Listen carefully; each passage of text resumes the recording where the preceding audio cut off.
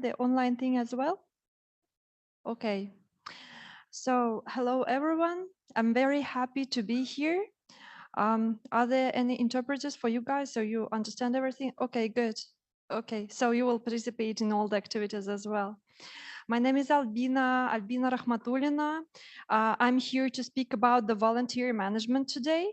And this will be my personal story about tips and tricks about the volunteer management, because I've been working for the volunteers since 2009. I'm there since 2009. But before I start, I would like to tell my background with the Russian International Olympic University, because I think it's my third time here.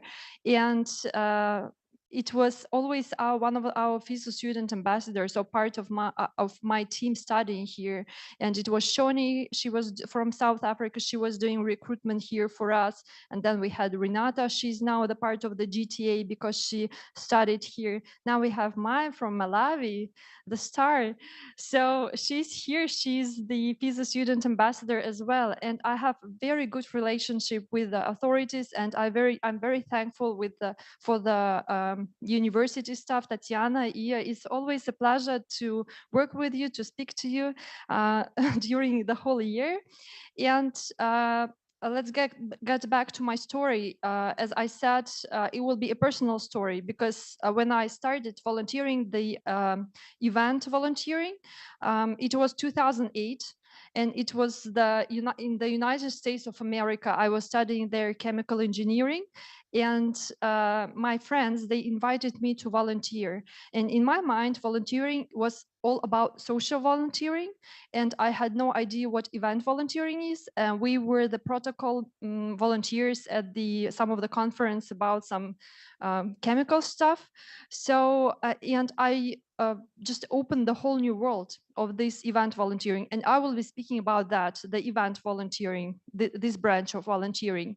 So in 2009, I came back to Russia, and I knew that Kazan, my city, my home city, we won the right to host the 27th Summer World University Games in Kazan. And it was the year of 2009, they sent the first 150 volunteers to Serbia, to the previous university, to check all the functional areas and to check the volunteer management there. And it was there where I learned that there are volunteers everywhere, and they work in different functional areas. And I realized what those functional areas were. But I will be speaking about some personal stories, but at the same time, for me, like the biggest thing, tips and tricks from Serbia is that if you want to check the work of any functional area or any department, you just ask volunteers, or you just watch volunteers work. And if anything happens wrong, if it's something is wrong with it, you just ask the functional area or the functional manager. And also it's very good to check the volunteer headquarters as well, because there you can see all the opinions. So that was my biggest thing, that my biggest insight there. So I was lucky enough, because from 2009 to 2012, I visited all these events you could see there as a volunteer, many university games, but the top of my volunteer career was the London Olympics, because I was in 100 volunteers from Sochi who were preparing to Sochi Olympics. And two of us from these 100, we were appointed as the attaches of the National Olympic Committee. So I was the attaché, basically I was the attaché of the Russian Federation, and we worked with the team. And now after that, watching every Olympics, I can see all the people who worked with, all the managers from the Russian Olympic Committee, and we know how it all operates. And the insight that I took from a London Olympics, being a volunteer, was that you shouldn't expect that attaché is a star and he or she is always doing the fun stuff, because it's all about a very, very detailed and boring work sometimes. It's about checking tickets, it's about checking all the luggage and doing the accreditation and the accommodation stuff with the team. It's about some like cutting some booklets, whatever the tasks were. And it was an insight for me as well that for London Olympics, for attaches, it was very important that all their attaches, they were drivers. They had to drive. So they were driving all over London, and we were the only two who were not doing it. So we stayed at the headquarters, but it was something that I didn't expect from volunteers to do, like their regular job.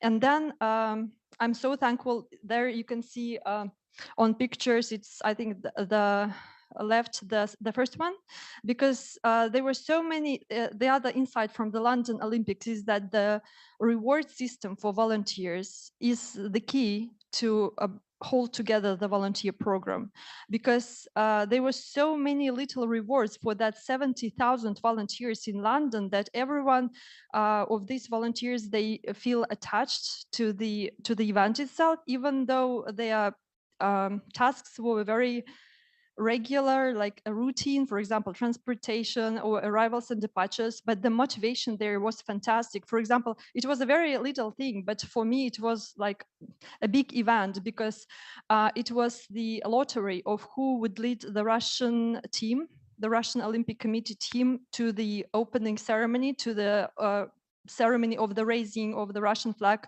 when it was the welcome ceremony at the Olympic Village. And it was me doing that, because my name, it popped out from that hat.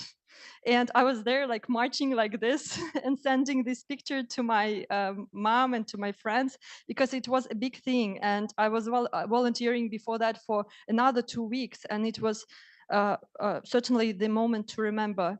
Or the other thing is that they were distributing some of the tickets, and half an hour before the closing ceremony of the London Olympics, I got this ticket, which was literally the golden ticket, because it was golden. And I was running there, and all the volunteers saw me with this ticket, and they were just like clapping my hands like this, because she got the ticket. And it was one of the best moments of my volunteer career, for sure.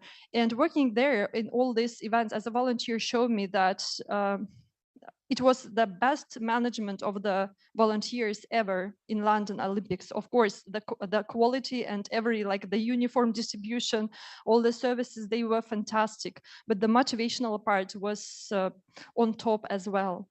And so after that, I started working at the Directorate of Sport and Social Projects. It's called now the Directorate of Summer University in Kazan, as the volunteer manager. And I worked there for almost 7 years. And the task for us was to recruit 20,000 volunteers. And it was a huge task, knowing that it was not even Sochi Olympics. And in Russia, volunteering, we only had one question: do you pay? Or what would I do? Or can I just be a translator to my favorite team? So they were only questions like this. And the biggest part of the preparations to the summer university, it was all about informing people about volunteering. And it was only after that, after Kazan University, when from 20,000 volunteers, we had every fourth volunteer coming from the Russian city, another Russian city, 5,000 volunteers with all their services. Then most of them, they went to Sochi Olympics, knowing the system, not asking the same questions. And it was a great thing for us, as well as the legacy. So these are all the events. Then even when working as a manager and when working on different projects, I never stopped volunteering. My last volunteering was during the FIFA World Cup, because I was attached to a different project, but I couldn't miss that. So I just volunteered at the volunteer headquarters, very much pregnant with the second baby, but still I really like that. And in 2017, it was the start of my favorite project. It's the FISU Volunteer Leaders Academy. She's the part of this project. When Kazan authorities, the Republic of Tatarstan government and FISU, they decided to have this one event where we invited all volunteers from all the national university sport federations, and there were 91 countries coming. And it was a one-time event.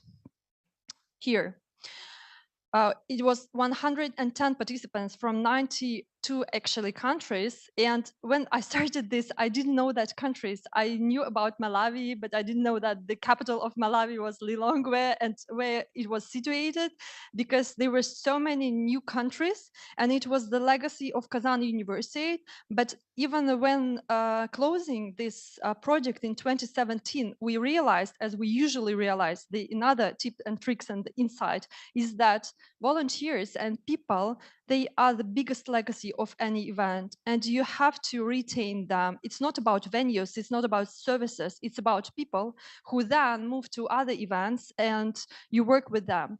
And in 2018, we started the second FISU Volunteer Leaders Academy, and we realized that it would be the annual event of FISU.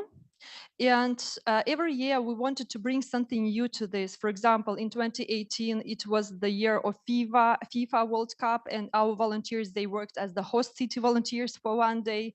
And then we brought more continental federations, more participants, and we launched the FISU Student Ambassadors Program. And when I'm speaking about this, do you all know what FISU is? FISU, yeah. So you understand that the FISU is the only federation that is responsible not only for sports, but the education as well. And I'm very proud from 2017, I work in FISU for some of the educational events. And we keep this legacy of people actually through volunteers. So I think that it's a dream job. And in another 2 years, there were more things happening at the FISU Volunteer Leaders Academy. It was the online accreditation system. We started to inviting alumni as mentors, so it was developing a lot.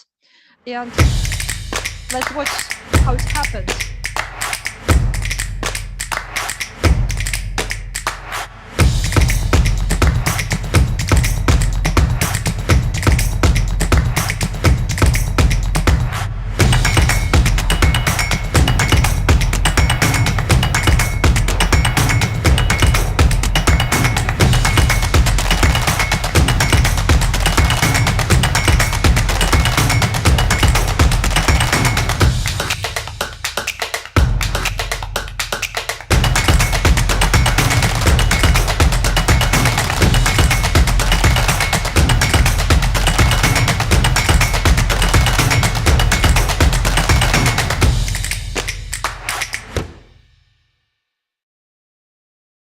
Yeah, sounds like fun. You recognize Renata, right? Yeah. Okay, so FISU Volunteer Leaders Academy is the event which is happening once a year for a week, and all the people are coming to Kazan. And FISU Student Ambassadors Program, it's happening during the year, and we work remotely with 116 countries so far. And these ambassadors, they're making their action plans with the individual objectives with their national university sport federations, and they keep on running these objectives, and we are managing this and highlighting what they are doing. So they act as a link between the federation and students, so it's something new. They promote sport values, and they network for the others and become a role model for other students. So their responsibilities, they are making this a little objectives in their countries, and they represent their federation on national and international level, and they spread the word of FISU in their countries and in other countries. And this program is only 5 years old. We will be celebrating the first anniversary this year in Kazan. Hopefully everyone will come, and alumni, I hope that you will be, some of you will come as alumni, Maya.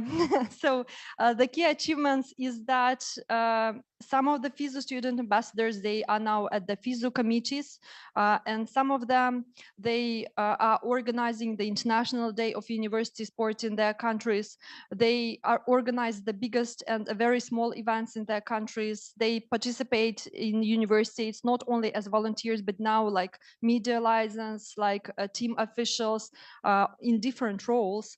And then I'm really proud of the like the little volunteer leaders academy in their countries, for example, Argentina, Ecuador, Paraguay, and now we have Iran, that they run their local academies, which is fantastic because they can select this person for the next academy, and they can educate with all the things that we distribute. They can educate their own volunteers. So I think that this is a very successful program because this is where you see actually students working, students volunteering working, and they become some kind of a great community, but we call them the team and we call them the family, because now I have friends from so many countries I've never dreamt of. So, and the last thing there is that the FISU Students Ambassadors Program was represented in 2009 at the FISU General Assembly, and it was Maya when I was buying her tickets from Kazan when she was traveling to the long way to Johannesburg and then to Turin, right? It was Turin, and she represented our program there. And I'm so proud of that. So, but then COVID happened and it all became online. So the last academy was online. The last two academies, they were online, but it was not a challenge for us, but it was the opportunity, because if not everyone is coming, then no more people can join online. And we developed the program and we were everywhere online. We're keeping in touch with all these people. So let's see the outcomes of the last academy here.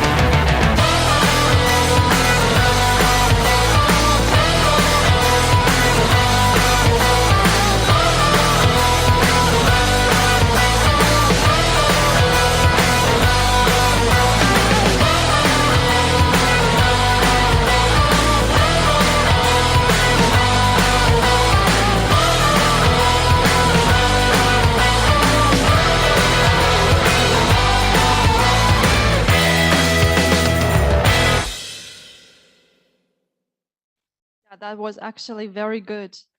So if you're interested in any of these programs, please, you can contact us directly via this email. So you can join our social media networks. Please join them because we have so many things happening there.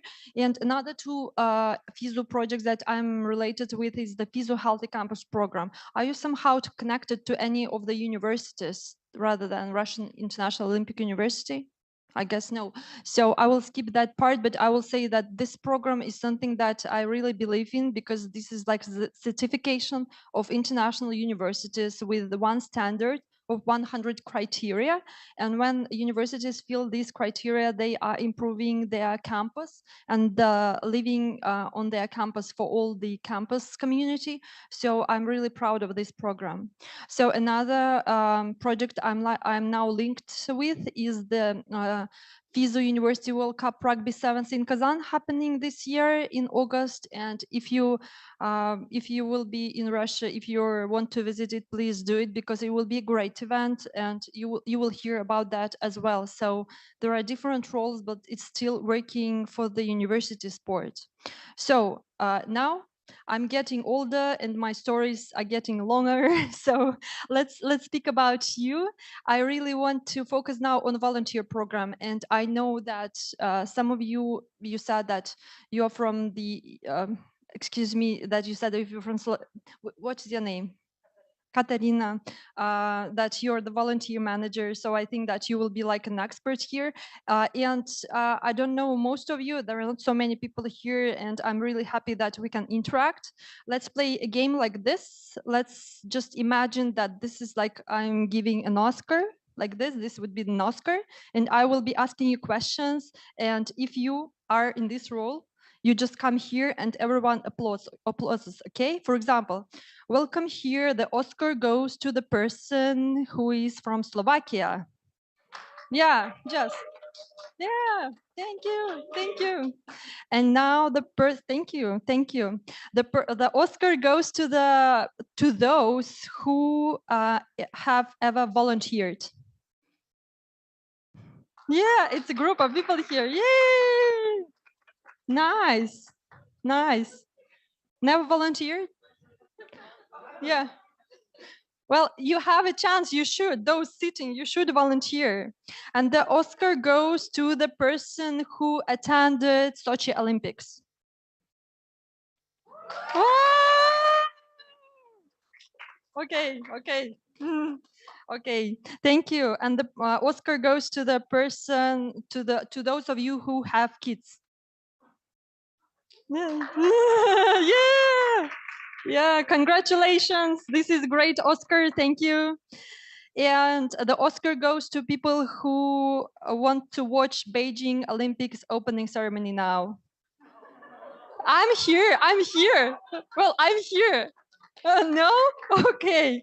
The Oscar goes to the people who ever were the event managers.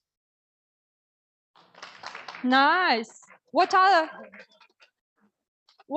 were your events?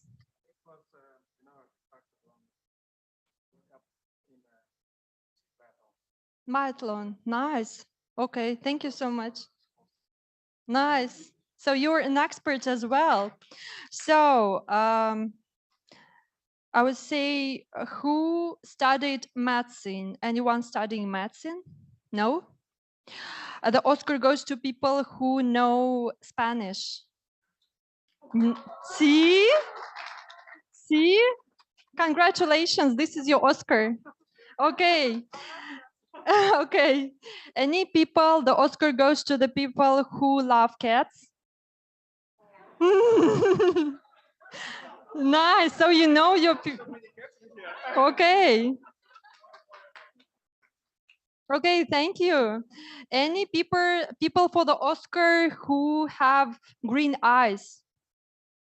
Nice. Okay, you have won in so many nominations, you know. Okay, so any people, the Oscar goes to the people who live in another country. Okay. Thank you. Where are you from, ladies? Which part of Russia? Okay, nice. Thank you. So now with this very easy task, you know the group, right? You know the cat lovers, you can discuss this. You can discuss Beijing Olympics, and it's a good thing to know your volunteers, right? So I guess that the only expert in the volunteer management here is Katarina, right? I would say Maya, because she knows she's our recruiter as well. But still, now it would be like a more interactive part. See, here you see the template for the volunteer program. So some of you worked with the volunteers. What do you think are the milestones of the volunteer program? Just tell any of them. What are the stages of the volunteer program? You just, yeah, for now. Recruitment, right. Other?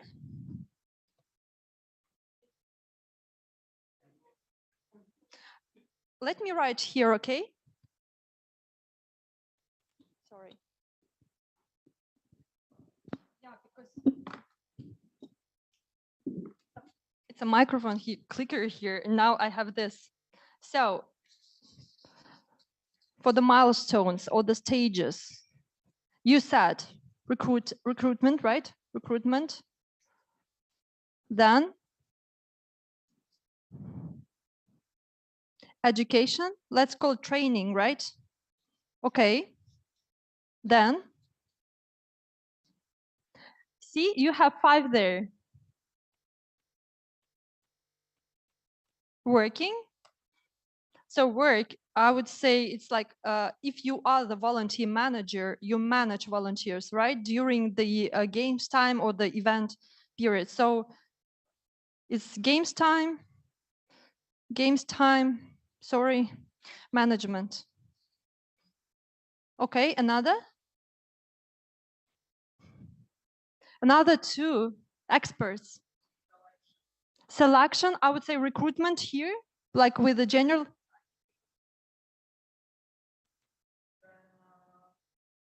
Okay, which is the second one? Okay. Mm-hmm. Mm-hmm. Of recruitment. Oh, I see that. For me, the recruitment is from like the very first thing when you invite volunteers and you distribute all the information. This is good to know. So it's like the Slovakian style volunteer management, and those that I believe that in Europe you're doing it like this as well. It's just the different. Mm-hmm.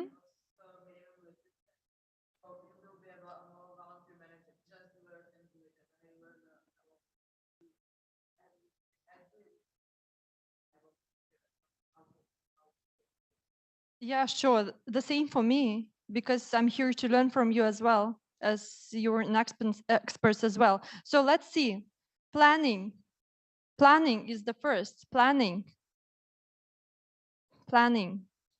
And then I would say here, the last one is when, can I say R and R just like this? Because you see it's reward and retain, because reward is all about motivation and giving some things and some information and saying thank you to volunteers, and retaining is about keeping them for another event, not just like one event. So now we go from step by step to into every milestone of the volunteer program. And for those of you who are not interested in volunteer management, just think of it as like the workforce management or the HR management, because these rules are, you can apply them for any work with people, whether you work at university or you work for any event. And if you're the event organizer, you know how they, guys who are the event management experts, how they recruit, how they train volunteers, and you can apply this for your managers as well. So let's go to planning. When we plan, how do we plan? For example, like the case study here is in Kazan, we had 20,000 volunteers. How this number was calculated? Like 20,000, there were 12,000 athletes, right? In Sochi, I don't know the number of athletes, but they were 25,000 volunteers. How do we calculate them?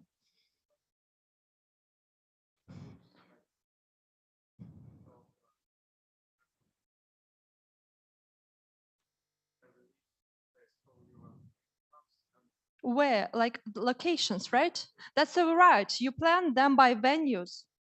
Another strategist, venues, another strategist, functions, right? You plan them by functions. And any other ideas? Mm-hmm.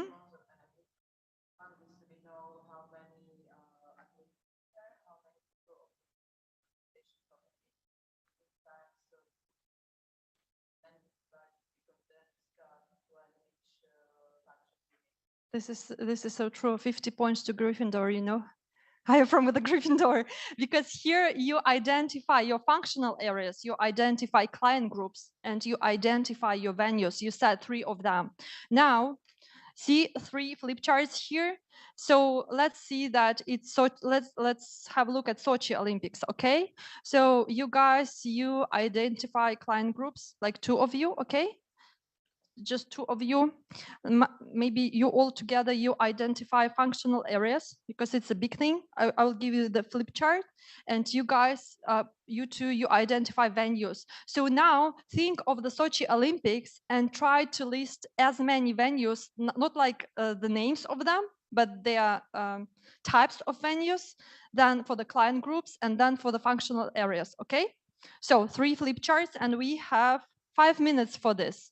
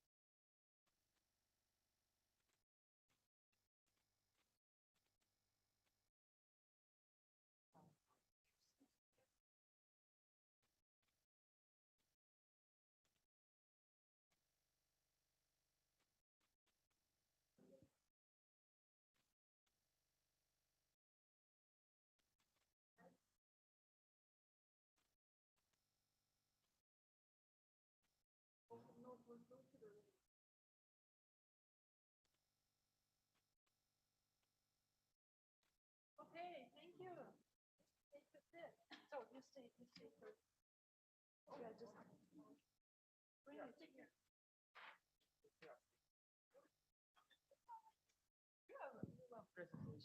Okay, I will pass the mic to you, Maya or Katarina. Yeah, is the second one right? So first you think of client groups, okay? Client groups are the people you will be working with. So please identify them, define them. Okay, I hope I'm audible enough. But anyway, these are the clients that we identified. And the first, okay, in whatever order. So don't take this as order of significance, but rather just in general.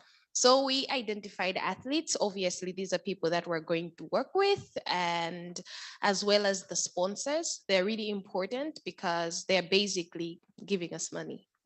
And the media is also important, and you're looking at the TV, the podcast, and basically I think every coverage and for publicity. Yeah, for print, for the Instagram and so on, social media, that mean every, what can it be? Yeah. Photographs and so on and so on. Yeah, and then we move on to the OC, the organizing committee, where under OC, as you can see, there's just so many accreditation. You look at people who are dealing with so many functional areas.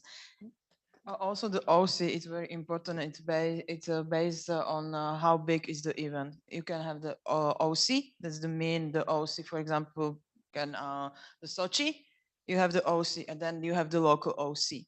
That's, for example, in my country, we have the World Championship. It was the OC, and then the local OC for Bratislava and Košice. That we can put here LOC, like a local OC. But Yeah. the main is OC is the And then we have the international federations and the IOC, who are also quite significant and self-explanatory, I guess. And the venues. By venue, I think you can elucidate more. That's mean because, for example, when you have a big event, the federation doesn't own the venue. They need to have a contract with them. They need to negotiate it. If they don't have other other events and so on, it's very important. It's a big part to think about that you need to have a contract with venues. Yes, and also we went on to look at the security. These are also important stakeholders, and the staff. Staff, I think by that looking at different service providers, like the hotels for accommodation, there are people that you have to be in touch with, and also probably make special arrangements depending on the event that you have. The airport, and letting them know there are people flying in from different countries and the like. And the list goes on. And then we have the transport, the people who are going to provide mobility for not only the athletes, but you're looking at all of the clients here that were mentioned who one way or the other require some transport. So those are also vital. And then we have the medical, being a sport event. I mean, this is very important. Yeah, because you have two type of the medical. The first is the medical support, which is directly into venues, and also the hospitals. For example, in my country, you need to have a contracted hospital for the event, and also it means the rescue medical. We also need to have during the every match by our law for example, 2 or 3, the different type or the different amount of them, because it's independent, how big is, how many spectators we have, and so on. This, for example, for us is one of very, very important part of the. Yeah.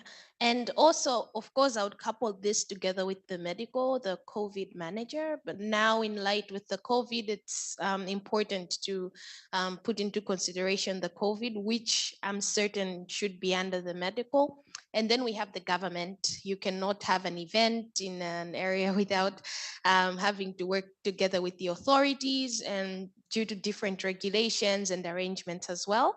And the spectators. I think this is also a client group that sometimes we may tend to forget, but they play a very vital role to the event.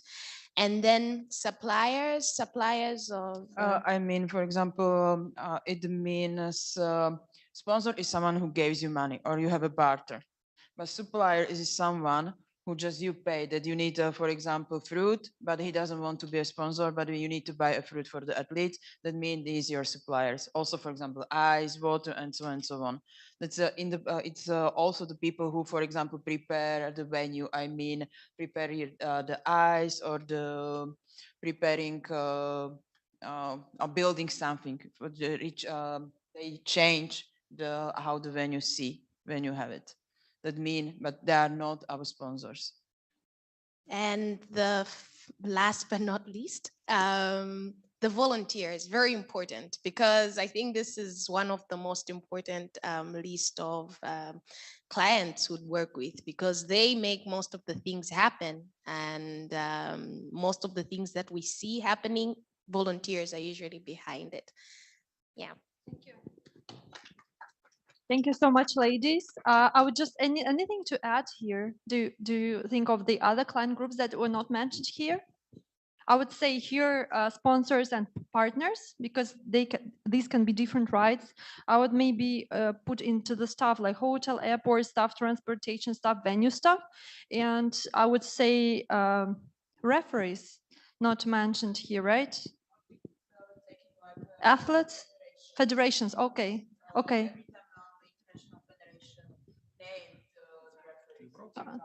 Okay, and I would say team officials, sometimes they are different client group, and this is it. I would say if you call them suppliers, or if you call them the organizing committee, also contractors, because there are so many people doing cleaning and waste management, etc. So you see this, you identify your client groups. Let me just list this, okay? Because then we go to venues.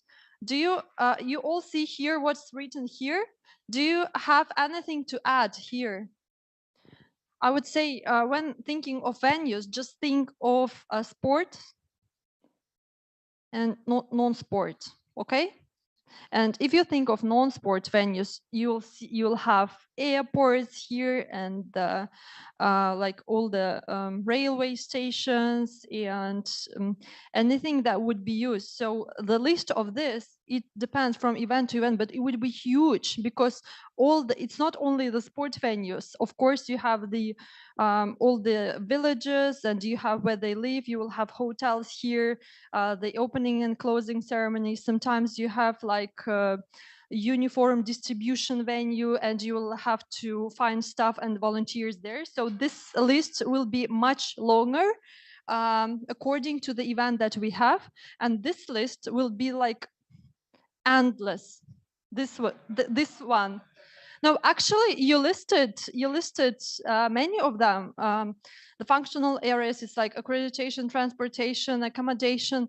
When thinking of this, I remember the university in Kazan when we had 50 functional areas, and I still remember the names and the codes. Like one is ACM, like accommodation and volunteers, and it was V, it was 50 volunteers, and like 47 venue management and logistics and licensing and marketing here, and I would say arrivals, departures separately, and then customs. So I would say for Sochi, I think it would be more than 50.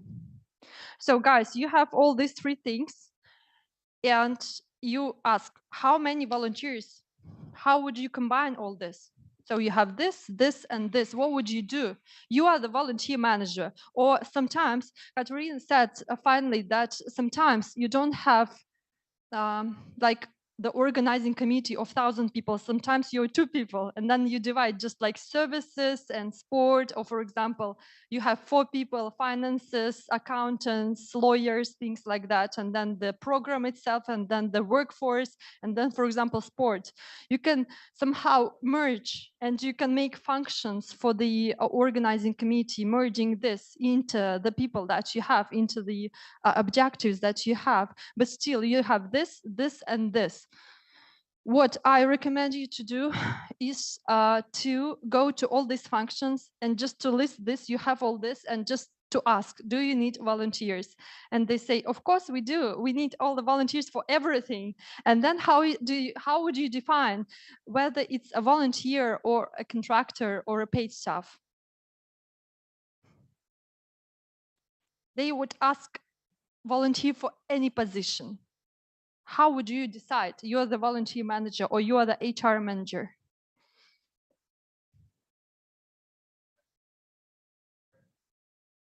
That's right. That's right. Or for example, like the highly qualified medical staff, it can be volunteers. Or for example, athletes, they can be volunteers, but they would need many functional positions volunteers will work with.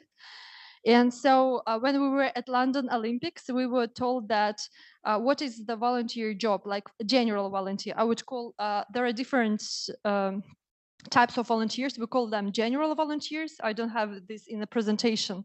Then there are volunteer specialists that have certain skills. And here, for example, we have language services, we have medical volunteers, anti-doping volunteers, sometimes chaperones, and for example, some like a really limited qualification, and we call them volunteer specialists. And then the third group we usually have, they are host city volunteers. For them, we identify their age, for example, from 14, but for the rest, from 18. So in London, we were told that if your granny can do this job, it's a volunteer job, a general volunteer job. A general volunteer job. And if it is not like humiliating, if it's a job that you would like to do yourself. So for example, the waste management, they come to you and they say, I need 10 volunteers for the waste managers to clean waste. Or for example, catering services, they come to you and they say, we want 1,000 volunteers to clean our dishes. And we're asking, are you ready to clean dishes, or are you ready to clean waste for free, like as unpaid staff, and spend all your time there? Volunteer job is something that you would like to do in your free time, because another, like the biggest thing that you should always remember when working with volunteers and with the other staff is that volunteers, they are giving the most precious thing they have to you. They give their time, and if they give their time, they are about to choose how to spend it. And you should just motivate them, you should direct them, but still you can't ask them to do things that they don't want to do. So I would say that. And this is the checklist of documents that we are now making for every event, even if you have 4 volunteers there, and even if you don't have volunteers there. So it's job summary table. I would have like many Excel sheets of this job summary tables. So it usually looks like this. Okay, I'm struggling with this new markers, I guess. job summary table. It's like Excel, huge Excel here. You have venues here, and then you have functional areas here, and here you have functional areas here, and here you have positions, and then you have venues, and now you have your functional areas from this. You have your client groups, you identify them here as well. Yeah, and then you just go, for example, functional area, which is the arrivals and departures, right? Arrivals and departures. Here, the venue is airport. And what is position? What is position? This is the function, and this is position.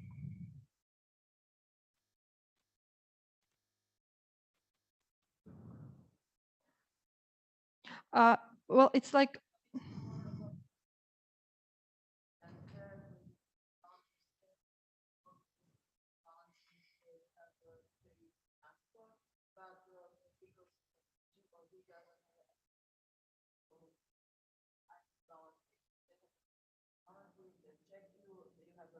yes.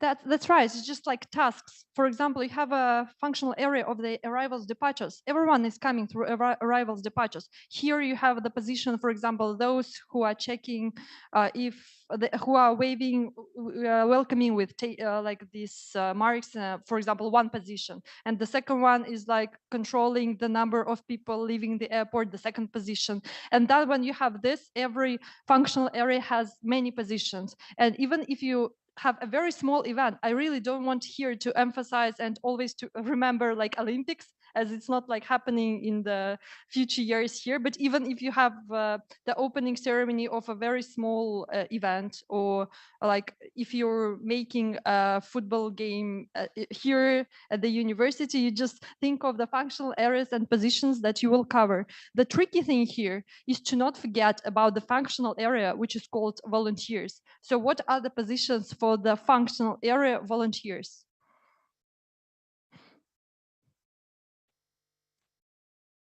It's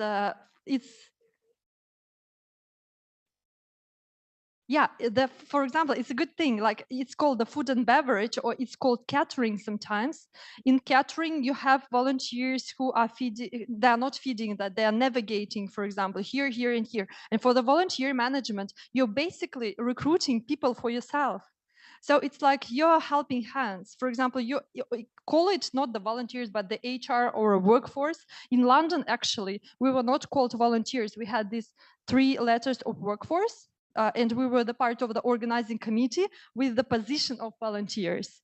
So, and here, volunteers, or for volunteers, they are checking in and checking out volunteers. They work at the volunteer headquarters for volunteers. So here, where you think of the client groups, for example, here for the food and beverage at the athlete restaurant, they are doing this, but for the different group here, for the partners, they are doing the different thing.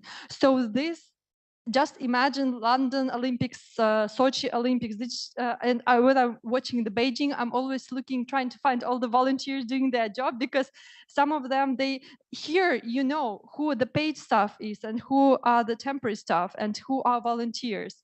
So this is like the job summary table, as it's called here. And then the second thing is the job description. You have the job description is just like the commercial for volunteers to offer. And here you have the functional area, the position, you name, sometimes venues are not listed here, and then you say about all the services. And it's very important here to have timing as well.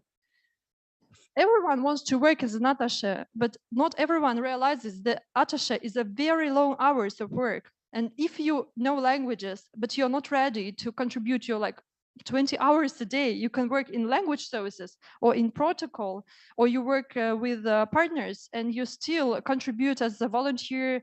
You're not an attaché, but you're a different role. So you make the job description, the second document, and then you make the application form. Here, I put it here to the planning because here we make it like the application form, which is actually all the questions that we ask from volunteers, and we would get to it further. And then when they pass the interview, they get the job offer. And it's listed there, all there. It's actually the job description and the job offer is almost the same, but in job offer you have a certain venue, certain working hours that you have.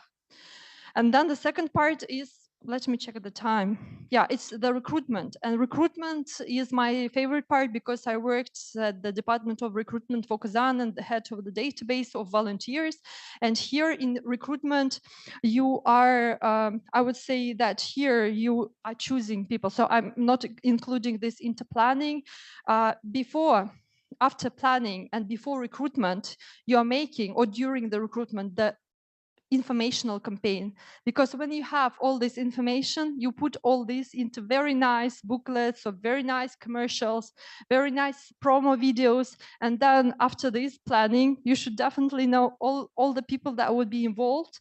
And for the recruitment, you have all this nice stuff happening. And for the recruitment, it was very important for us to go to London because we could see, because we were recruited ourselves as the volunteers to go to London from all the London people. And actually I was traveling to Sochi here in 2010, and they were showing us the place where the Olympic Park is. I have all these photos actually, and there was nothing here. And they were saying like, this would be the fish stadium and this would be like Shaibo or something like that. And we were okay, we couldn't see anything, but it was all planned. It was so all perfectly planned. And we were selected by the London Olympics people here in Sochi to go to watch the London Olympics, to get back here.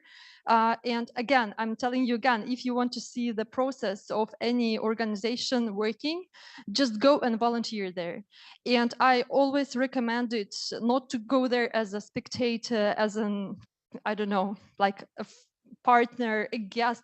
Just send your volunteers there. But it's more, even more valuable to volunteer there yourself, at the area that you want to check. This is the best thing. And actually, when working with volunteers for more than 5 years, I've been sent in 2016 to Sweden, and I thought that what would I learn later in a month of like almost a month working as the volunteer manager there at Gothenburg at Euroskills. And it was a fantastic experience for me because they combined accreditation and volunteering. So volunteers, they were running the accreditation and distributing things. And I worked there in a Swedish database, and I was just Googling every word, and I wrote every Swedish word from database in Russian. Just I would click certain things because it was the for the position of accreditation, one of the positions, and it was good. It was good. So these are my two things that I always think of when planning, is that about every third person would really drop after applying. It's like I always, when planning, I always plan that I would have only like 1/3 of the people working. The same with volunteer, with the FISU student ambassadors, the same with the volunteers. So when you plan extra volunteers, I always plan from 30 to 40%. Even if you have, for the very local event, 10 volunteers ask, you always bring 4, because the night before the opening, everyone gets different plans. So, and the other thing is that recruitment is very important, because there are 2 mistakes you can make, is that selecting the wrong person or not selecting the right person, which is very easy to do. Okay, I'm not sure if we have much work for the interaction, some like entertaining things. So I would just keep on speaking if it's okay for you, okay? Here, I really wanted to play with you the game about motivation. Maybe we just discuss it by raising hands here. That's why I ask those stickers. What can be the motivation to volunteer?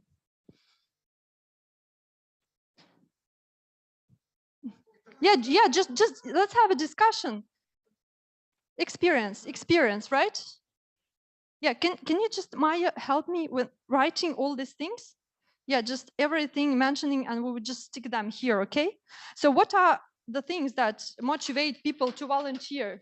They are coming to you, they ask you questions, and we always ask, why do you want to volunteer? Why do you want to volunteer? Experience, why do you want to volunteer? Okay, feeling an attribution. Okay, the part of becoming the part of the event. Why would you volunteer? Skills.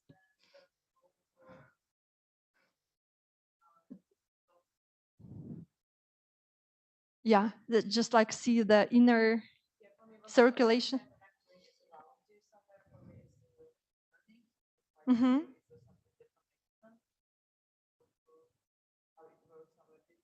Mm-hmm.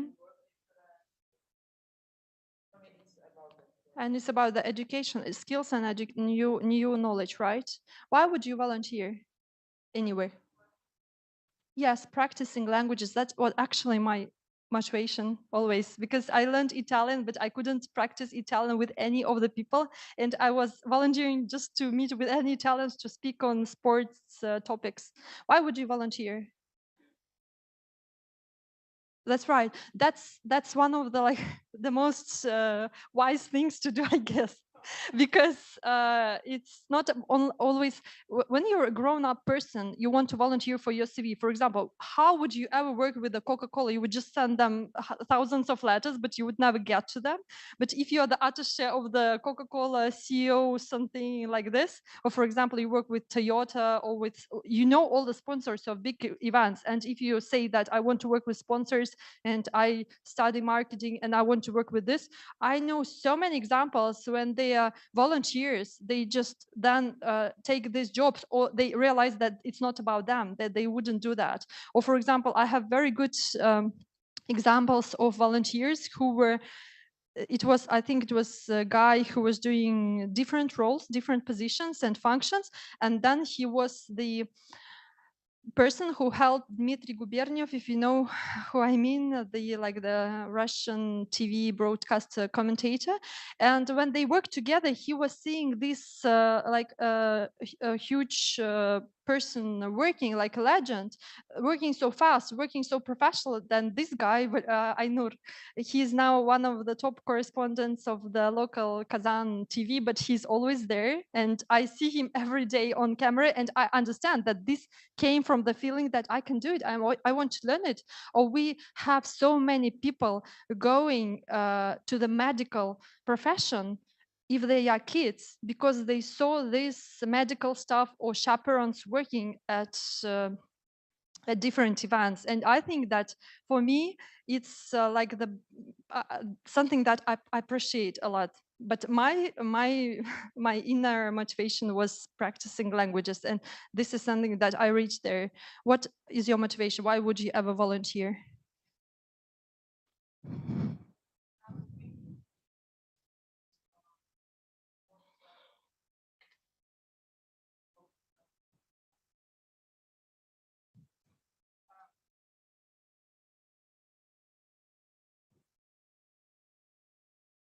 Mm-hmm. Okay. So it's like you feel it from inside, right? You're feeling this from inside. You want to volunteer. Sometimes you have kids of 14 years old coming with their parents actually, and they just don't know why they're volunteering. They just want to do something, or their parents want to do something.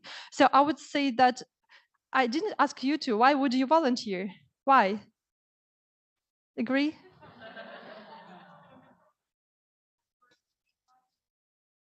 Take take part inside the project. That's right. Okay.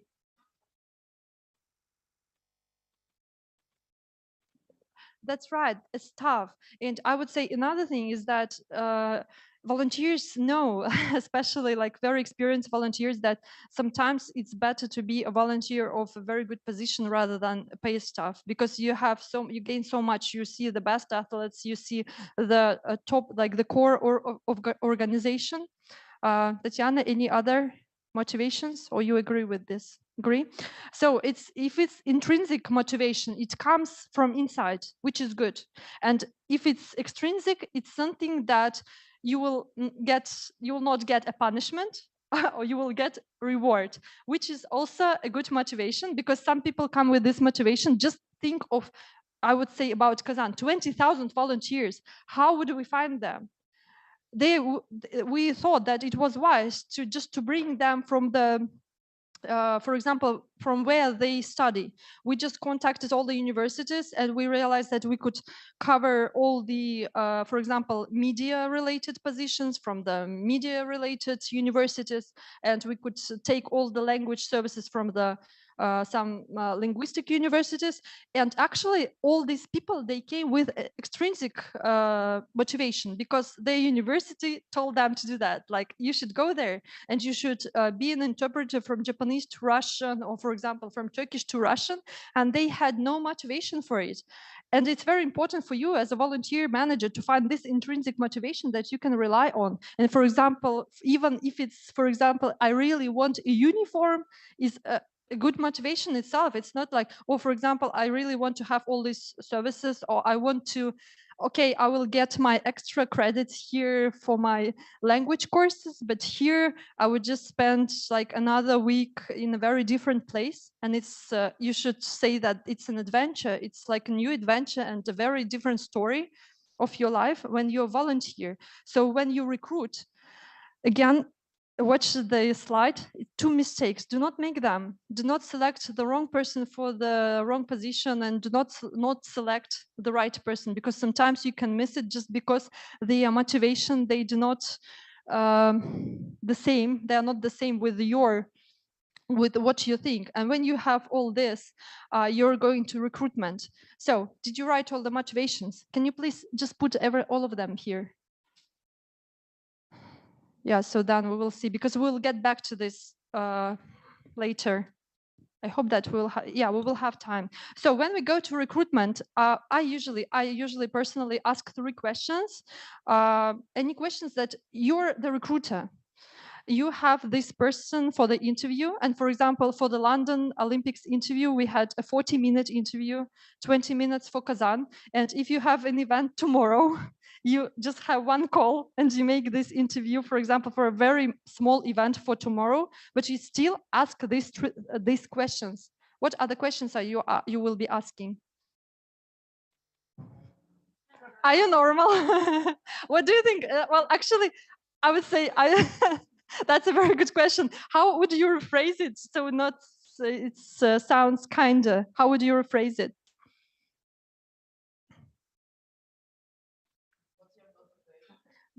Yes, we were speaking about this. What was your motivation? Why are you here? What's the other question? We usually ask just to break the ice. Tell us about yourself. What is your background? And it's not about or for example, tell me about your favorite book, but actually you're not asking about the favorite book. You're listening to their teamwork, to their communication, or ask about their hobbies and their sports. And when here you have, for example, boys that like biathlon, or they want to work at hockey venue, then you know that he will be limited to this venue, and he will be happy to do any job there just to be close to the field of play. So, and what are the other questions? Mm-hmm. Right.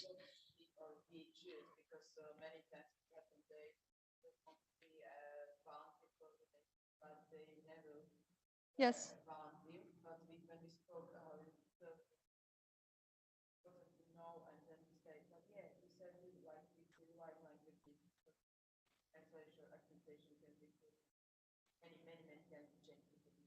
That's right. That's right. And you just explain them the position. That's why when having a big event, you just have these job descriptions written there.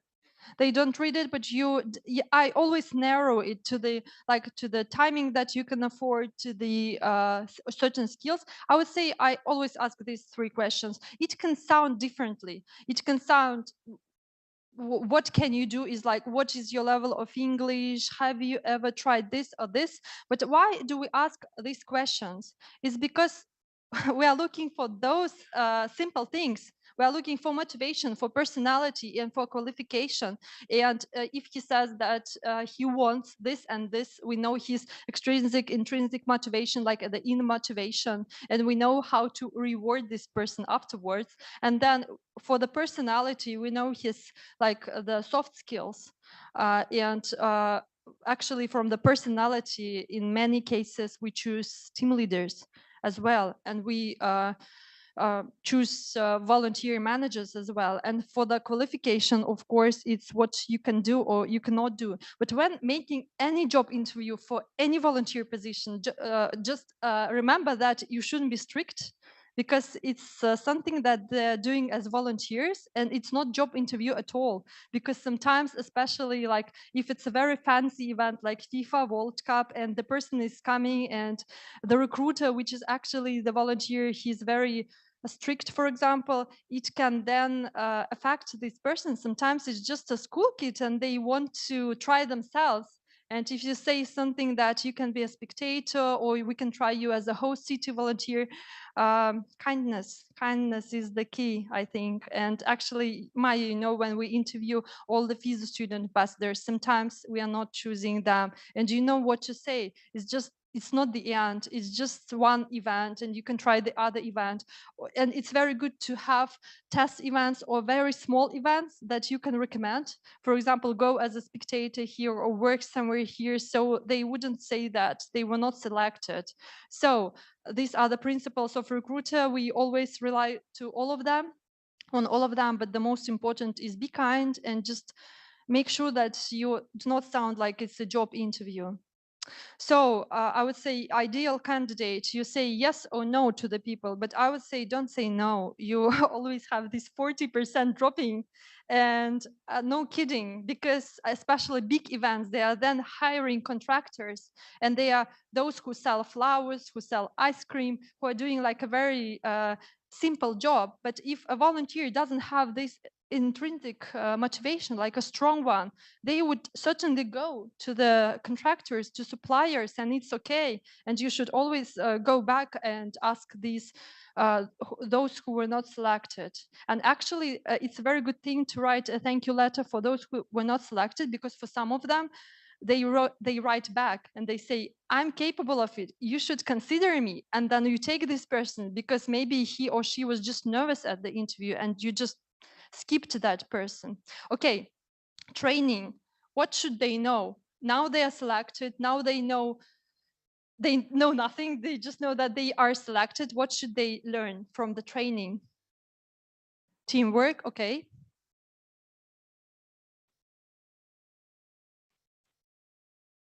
You need to understand your job, actually, your actual job, and other things. Huh? Timing, procedures. I would say that even if you have the event just to go and to wave the flag or just to welcome the person, you should have 3 steps of training, and you should never skip them, any of them. General training is when you collect volunteers and speak about the event. Job specific training is when the person knows about their job. It's basically describing the job description or the job offer, because as you said, Katerina, they don't read it. They just come and say, okay, I'm ready to volunteer, but I don't know what to do. And then the third thing is the venue. They should be familiar with the venue. Even if you ask the person, like 3 people, it's not like a Sochi Olympics, it's just like 3 people just to go to the airport to welcome, for example, professor who is coming to study at Russian International Olympic University. What you should know everything about what, like the general things to speak to this person, how to take him. Then you should know your job, how to do it, and you should know about the venue you're going and you're taking to. So never skip this, even if you have like 10 people to volunteer. So management. The secret thing is that I didn't really have slides here for the management, because if you're doing your volunteer management well, and then here today, during today's lecture, I would not discuss any services, because like a very huge thing about the volunteer management is services, but we're not discussing them today. But management is that you, if you're doing, if you have done like very good planning, you recruited a person, you trained person, that basically you should just sit and enjoy that they are working with their positions. So volunteer management is like, do not mix, I would write here, okay? You just select volunteers and then you give them to the functional areas, and then functional areas give tasks. And volunteer managers, they give services and support. This is it. You feed them, you give them the uniform, and just please do not come here and tell them what to do at transportation, because should be the transportation functional area to tell them about the transportation. Here you have volunteer headquarters, and actually if you're like the top volunteer manager and everyone is distributed, you have very good volunteers here for your functional area. You just enjoy. Actually, this is what happened in Kazan, and you have very many risk situations you have to manage with, very many risk management situations, and like something that you should care about, but not about the management itself. So motivation and qualification. Now, this is like something that I learned actually when I grew up. After Kazan, after preparing like the first preparations for Sochi, just think of the motivation is the question number one, right? Motivation, and we have qualification. Qualification. So, for example, volunteer. He's a very. Let's say that volunteer is a very good person. So, if the motivation is high and qualification is low, right? Who is this person? It's just basically all the volunteers. They're just mostly 90%. They are here, all volunteers. They are very excited. You found their secret motivation. You know their outer motivation, but they are not qualified. So here, this is the first case. The second case is that here they come with a very good motivation and a very good qualification. Here, what are these volunteers?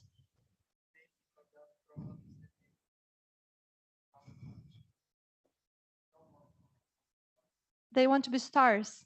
They want to shine, but at the same time, they're good specialists. So you either make them team leaders or trainers. They make them like a little bit above to control volunteers.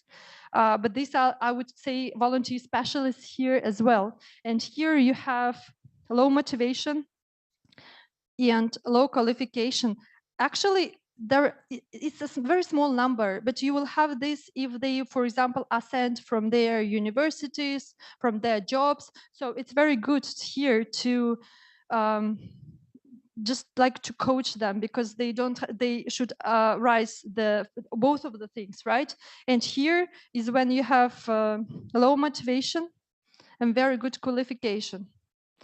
This is a tricky thing, because most of the people they just come from here to here, and it's very important when managing. Just think of the person. Where is he now? Here. Where is he now? And if just like this, if it's here, if the volunteer is here, just direct. They need clear instructions. New volunteers, you just give them instructions. They are motivated enough, they will do everything, because they just need to write their qualifications with these directions. Here you delegate. These are either team leaders. They are either team leaders, so you make them team leaders or specialists. You just delegate, and you're okay with that. You're positive with that. You forget about that, but just make sure that they really want your recognition for sure. Here you coach, because they want to have more skills, but they want your like coaching, like mentoring all the time. And here you just need support. Actually, I always tell to my team, parts of my team, that they are. This is so easy and this is so tricky to come here, and you will not be rising their qualification, but you just need support. They just need support to speak to you, just to remember about their motivation. And sometimes even motivation changed during the big event, or like a very long term. Maya, you can say that we're so much in this with the FISU student ambassadors. When they come like this, they come motivated all the time with good qualifications or with bad qualifications, but most of them, they end up here after the half of the year, and we should just support them, highlight their activities, and just never forget about this. I don't have much to say here about the reward and retain, because reward is here. Uh, we have all the motivation things.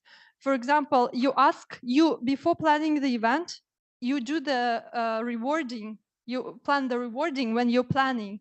You think of all the things that can be interesting for the volunteers. And if they're interested in experience, then you provide experience. If they want a great uniform, you think of a uniform. Reward is to say thank you to everyone, even for those who did not become volunteers, but you send this general letter to everyone saying that it's the end of one event, but it's not the end of all the events. Please stay with us. And it's very important to retain. It's just to have some database or to have their contacts, so you know that these are the people that you can rely on. So, and as I say that for me, volunteers and people are the biggest legacy. The things that I work with is the legacy of volunteers that are now happen to be my friends, my team, my relatives. They volunteered a lot because we had so many spots for volunteers, and just try to apply all these methods, all these cases. And if you need any help, any advice on that, just contact me. Thank you.